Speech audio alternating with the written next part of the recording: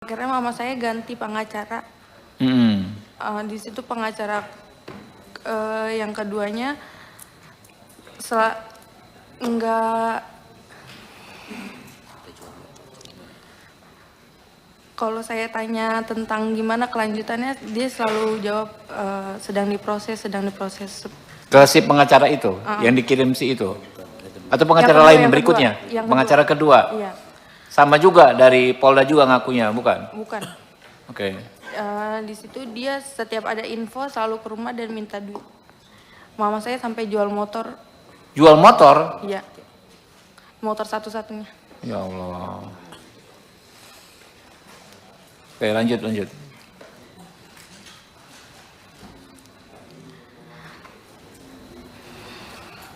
Lanjut, santai aja. Abis jual motor itu saya tanya-tanyain, itu udah nggak ada nggak bisa dihubungin lagi. Pengacaranya hilang, iya. Ghosting lah.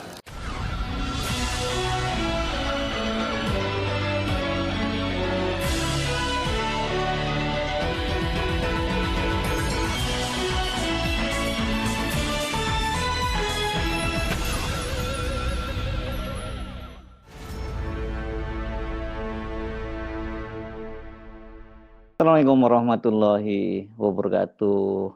Heboh penganiayaan oleh seorang anak pemilik toko roti atau disebut sebagai anak bos roti di Jakarta Timur itu akhirnya mengundang perhatian dari Komisi 3 DPR RI.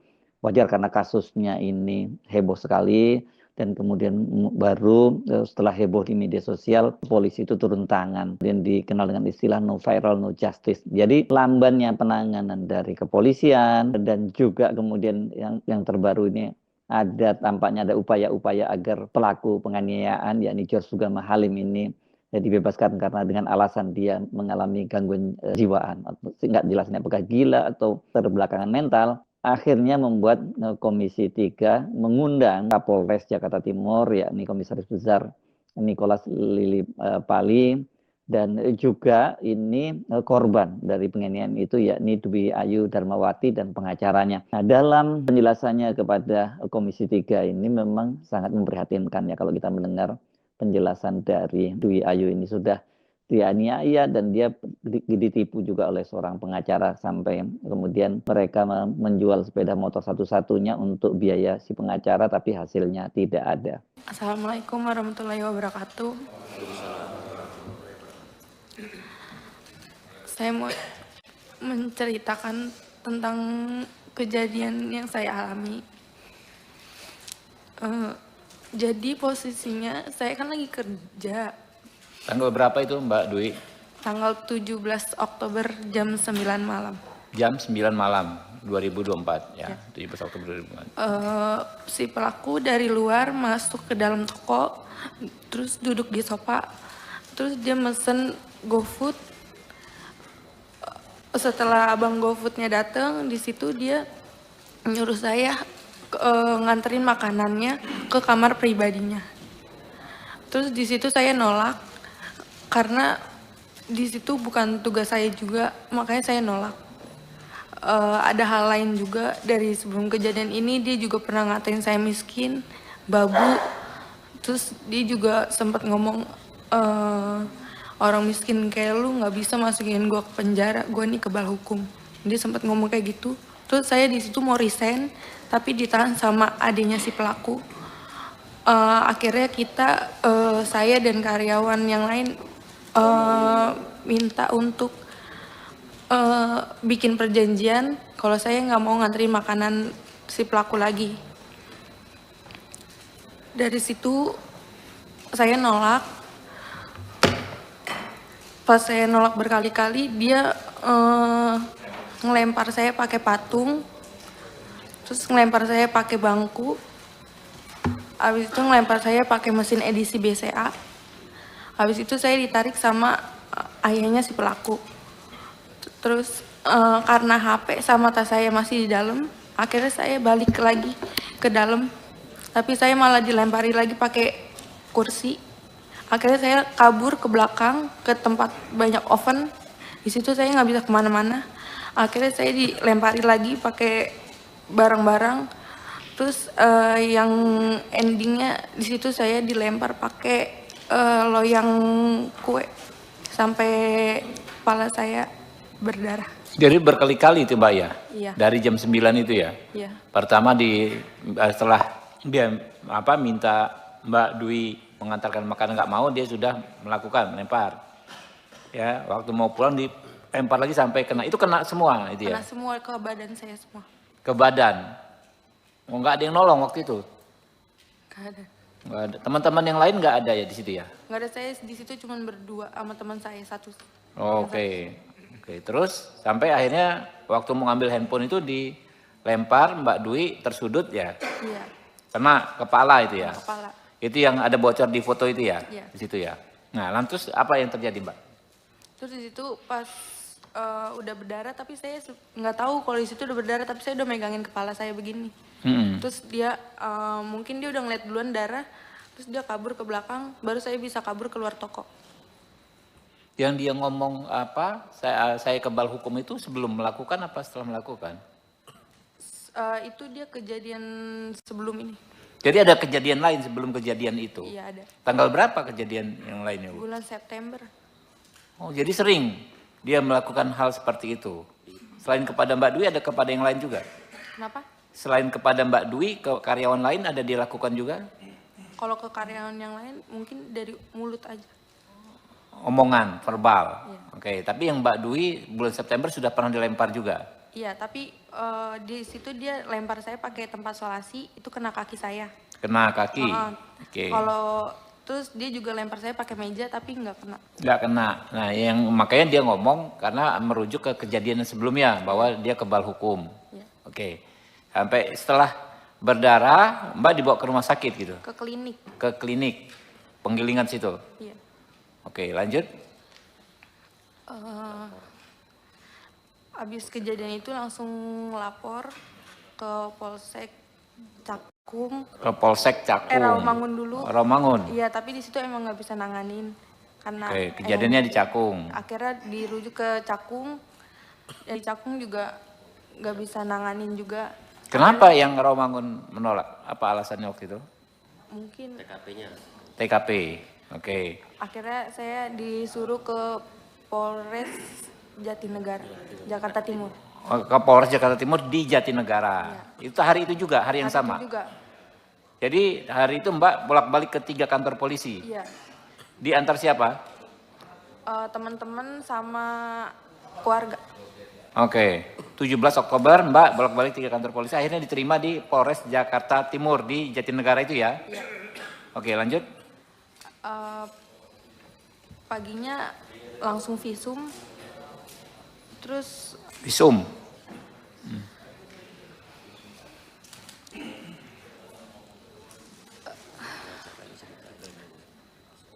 ada cerita juga yang tentang pengacaranya. Saya sempat dikirimin pengacara dari pihak pelaku.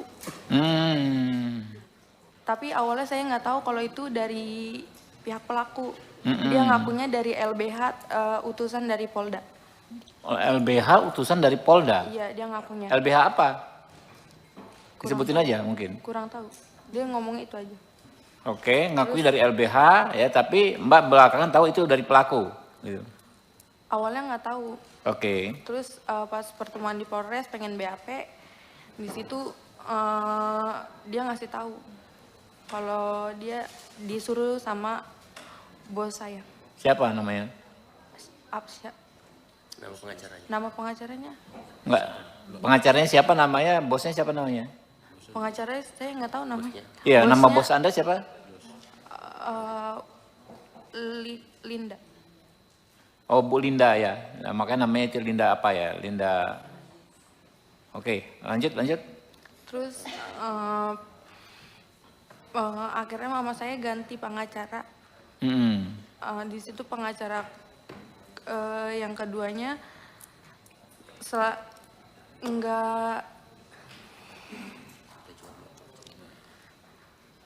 kalau saya tanya tentang gimana kelanjutannya, dia selalu jawab sedang diproses. Ke si pengacara itu, yang dikirim si itu? Atau pengacara kedua, lain yang berikutnya? kedua, yang Pengacara kedua? Iya, Sama juga dari Polda juga ngakunya, bukan? bukan. Oke. Di situ dia setiap ada info selalu ke rumah dan minta duit. Mama saya sampai jual motor, Jual motor? iya. Motor satu-satunya. Ya Allah. Oke, lanjut.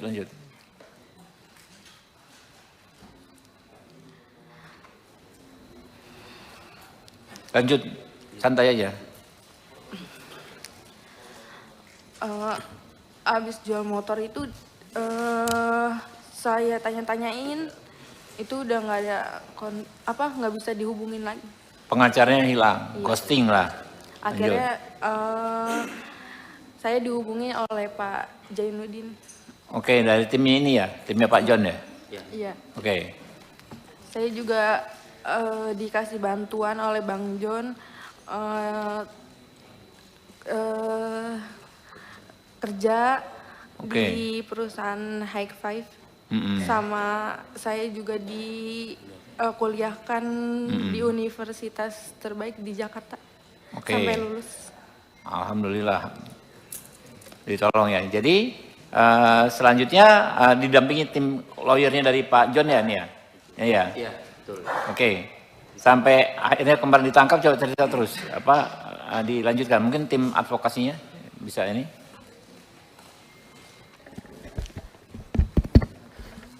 Assalamualaikum warahmatullahi wabarakatuh.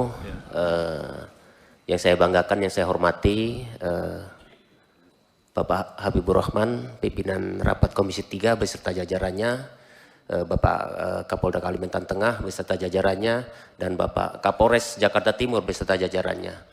Jadi dalam konteks kasus ini memang sangat memprihatinkan ya, karena bukan hanya kasus hukum yang terjadi, tapi kasus moral. Karena selain mendapatkan kekerasan, dia juga mendapatkan penghinaan. Apakah seperti itu di negeri ini gitu loh.